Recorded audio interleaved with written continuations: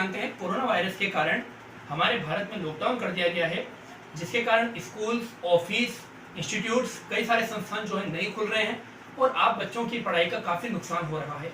आप बच्चों की पढ़ाई का नुकसान नहीं हो, 9th और 10th क्लास की जो पढ़ाई है उसका नुकसान नहीं हो, इसलिए हमारी स्कूल विवेक बाल निकेतन सीनियर सेकेंडरी स्कूल ने आपको ऑनलाइन क्लासेज के माध्यम से पढ़ाने का निर्णय लिया है, जिसमें आपको अंग्रेजी, विज्ञान और गणित विषय पढ़ाए जाएंगे, जिसमें मैं आपको इंग्लिश सब्जेक्ट पढ़ाऊंगा, जिसमें आपके लिए डेली वीडियो डाले जाएंगे।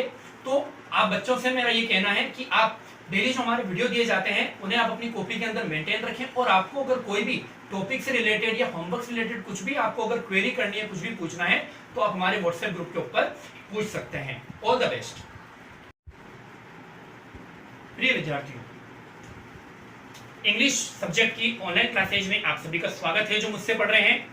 आज भी मैं क्लास 9th जो है उसको पढ़ा रहा हूं, और उसमें मैंने जो टॉपिक लिया है उसका नाम है पार्ट ऑफ स्पीच।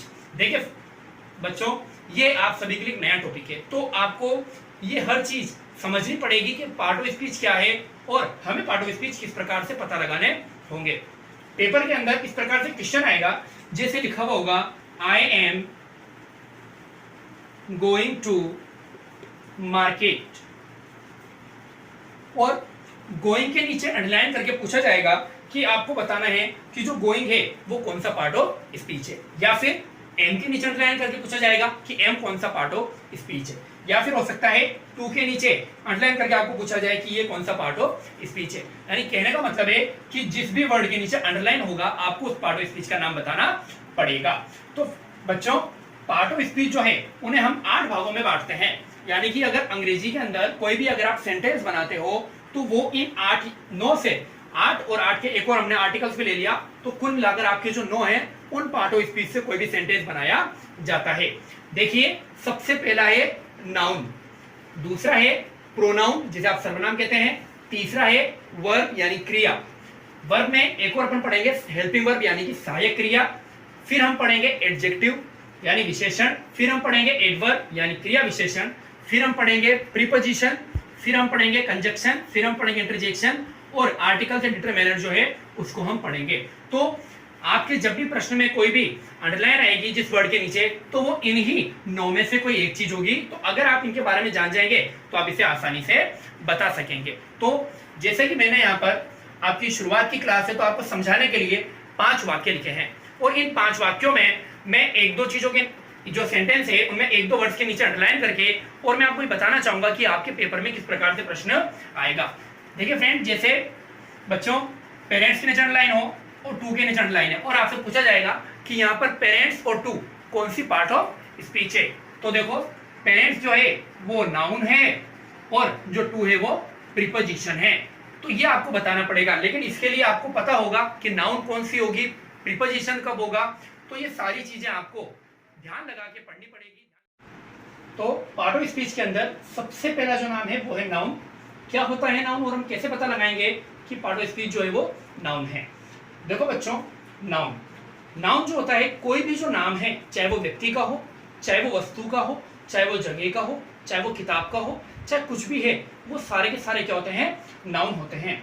यानी कि नेम ऑफ पर्सन, चाहे व्यक्ति का नाम हो, प्लेस जगह का नाम हो या जगह हो, थिंग्स वस्तु हो, जानवर एनिमल्स, मटेरियल यानी सामग्री हो, इमोशंस यानी हमारी जो भावनाएं हैं, ये सारी की सारी क्या कहलाती है, जितने भी नाम हैं वो सारे के सारे नाउन यानी संज्ञा कहलाते हैं। अब जैसे कि हम बात करें पर्सन्स की, तो पर्सन में कौन आएगा, Ram, Surabhi, Reliance, the bank of India, the Ganga.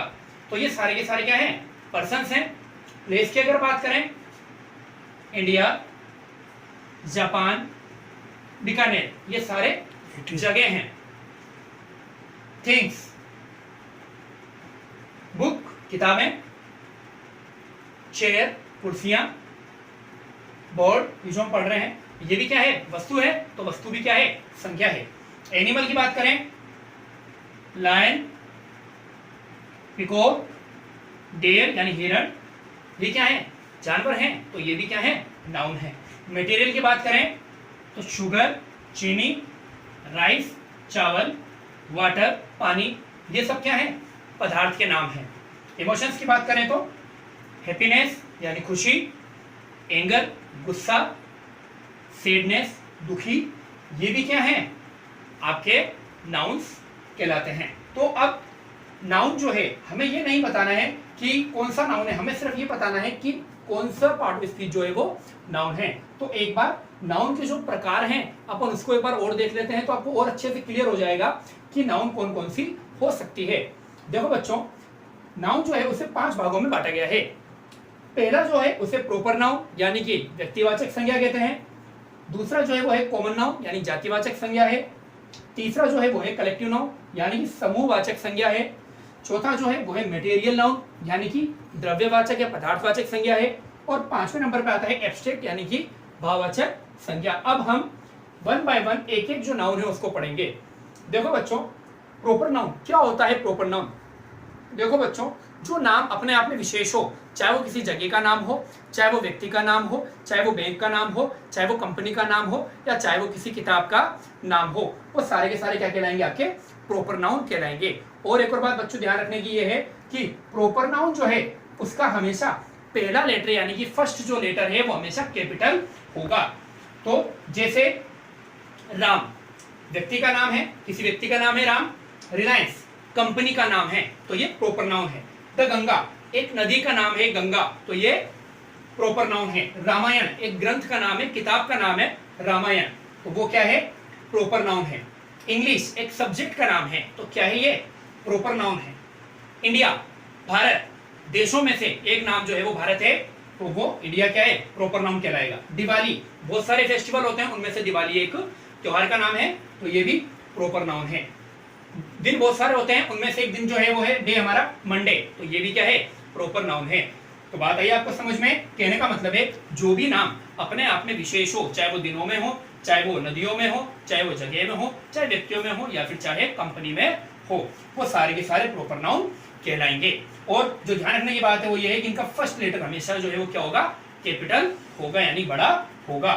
दूसरे नंबर पर आती है कॉमन नाउन, जिसे हम कहते हैं जातिवाचक संज्ञा। देखो ये जितने भी आपने नाम पढ़े हैं ये किसी न किसी जाति से बिलोंग करते हैं। जैसे अगर मैं बात करूं राम क्या है, या तो लड़का है या आदमी है। रिलायंस कंपनी है। गंगा नदी है। रामायण ग्रंथ है, किताब है। इंग्लिश विषय है, सब्जेक्ट है। इंडिया जगह का नाम है, देश का नाम है। दिवाली फेस्टिवल है और मंडे दिन है। तो जिस जाति विशेष के ये नाम है, वो जो समूह है या वो जो जाति है वो क्या कहलाती है आपकी कॉमन नाउन कहलाती है। यानी कि boy common noun, girl common noun, river यानी नदी common noun, book common noun, cow common noun, subject common noun और फेस्टिवल कॉमन नाउन। तो कहने का मतलब है कि ये सारे के सारे प्रॉपर नाउन इन्हीं में से किसी न किसी के नाम होंगे। तो अगर वो प्रॉपर आपको नाउन दे दे, पर्टिकुलर आपको नाम दे दे, तब तो होगा प्रॉपर नाउन। और अगर आपको इस प्रकार से दे बॉय गर्ल मैन वुमेन, इस प्रकार से अगर दे तो वो क्या हो जाएगा आपका कॉमन नाउन यानी कि जातिवाचक संज्ञा होता है। अब देखो बच्चों कलेक्टिव नाउन, जैसा कि इसके नाम से पता चल रहा है कि ये किसी न किसी चीज का कलेक्शन है। कलेक्शन यानी होता है समूह। तो ये किसका समूह है, ये अपने जैसे ही लोगों का या अपनी ही जैसी जातियों के का जो है समूह है। जैसे कि अगर मैं बात करूं टीम, टीम में कौन होते हैं खिलाड़ी होते हैं। सारे खिलाड़ी मिलकर जो एक टीम बनाते हैं, तो खिलाड़ियों का जो है समूह वो टीम है। तो टीम कौन सा नाउन हो जाएगा कलेक्टिव नाउन हो जाएगा।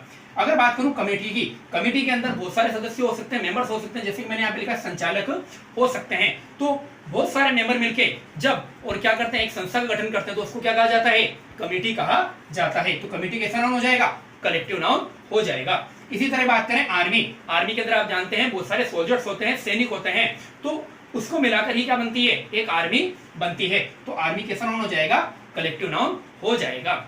फोर्थ नंबर पे हमारा आता है मटेरियल नाउन यानी पदार्थ या द्रववाचक संज्ञा। देखो इसके अंदर वो नाम आएंगे जो कि या तो लिक्विड है या फिर धातु है या फिर आपके क्या कह सकते हैं आप पदार्थ हैं। जैसे बात करें वाटर यानी कि पानी कौन सा नाउन है मटेरियल नाउन। ऑयल यानी तेल कौन सा नाउन है मटेरियल नाउन पदार्थवाचक संज्ञा। मिल्क शुगर पेपर जो अपन कागज यूज में लेते हैं वो भी क्या है पदार्थ है, तो मटेरियल नाउन। लंच जो कि हम दिन का भोजन करते हैं वो है हमारा लंच, तो वो भी क्या है, पदार्थवाचक संज्ञा। गोल्ड, सोना, ये भी क्या है, पदार्थवाचक संज्ञा। चौक, जिसे अपन ब्लैक बोर्ड पे लिखते हैं, वो भी क्या है, मेटेरियल नाउन यानी पदार्थवाचक संज्ञा है। उसके बाद में 5th नंबर पे जो आपके संज्ञा है वो है एब्स्ट्रैक्ट नाउन।